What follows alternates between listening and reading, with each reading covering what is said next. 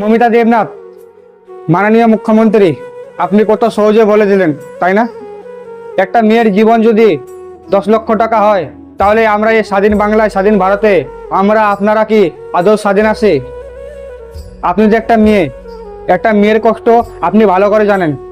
একটা মেয়েকে যখন 15 থেকে 20 জন মানুষ মানসিক অত্যাচার করার পর, তার শরীরে 113টি ক্ষত করার পর তাকে যখন গলা টিপে হত্যা করা হয়, তার চোখ দিয়ে যখন রক্তের কান্না কাঁদেছে, আপনি কি পারবেন তার চোখের রক্তের দাম দিতে?